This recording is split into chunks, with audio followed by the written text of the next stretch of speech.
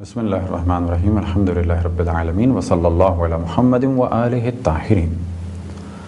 تیمم کے موارد میں سے چوتھا مورد یہ کہ کسی کے پاس پانی تو ہے، لیکن اگر اس نے یہ پانی وضو یا غسل کے لیے استعمال کر لیا تو پھر اس کے اپنی جان کی مشکل ہو جائے گی۔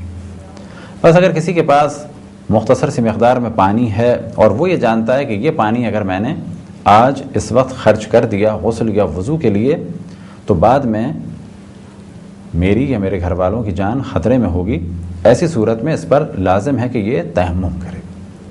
اسی طریقے سے یہ اور اس کے گھر والے اور وہ افراد کے جو اس کے ساتھ ہیں یا کانٹیکٹ میں ہیں، البتہ کسی بھی سفر میں جو عقل کا حکم ہے وہ یہی ہے کہ جو بھی لوگ ساتھ میں ہیں، چاہے وہ گھر والے ہوں یا گھر والوں کے علاوہ ہوں، تو ان کی جان بھی بچائی جائے۔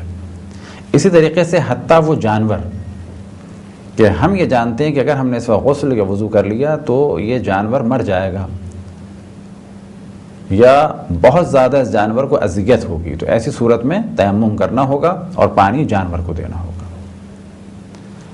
ایک یہ موضوع ڈسکس ہوتا ہے جانور کے بارے میں کہ فرض کریں کہ ہم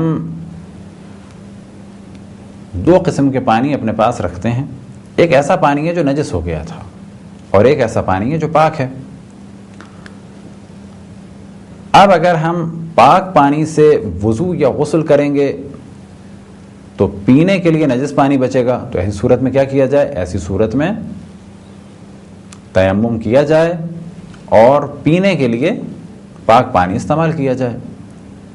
اسی طریقے سے اگر ہمارے پاس ایک پاک پانی ہے اور ایک جگہ نجس پانی ہے اور ہمیں یہ معلوم ہے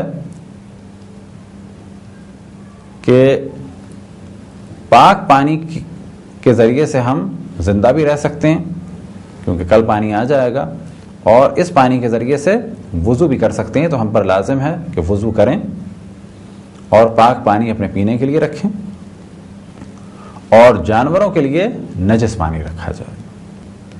نجس پانی کے بارے میں تصور نہ کریں کہ وہ زہریلا پانی ہو۔ فرض کریں کہ پانی نجس تھا، وہ جانور کو دیا جا سکتا ہے۔ نجس پانی اور زہریلے پانی میں فرق ہے۔ مثال کے طور پہ ایک پانی تھا ہمارے پاس بالٹی میں جس میں کوئی خطرناک قسم کا پوائزن گر گیا، کوئی کیمیکل گر گیا، تو گو کہ یہ پاک ہے لیکن یہ جان کے لیے نقصان دہ ہے، تو ظاہر ہے کہ یہ جانوروں کو بھی نہیں دینا ہے۔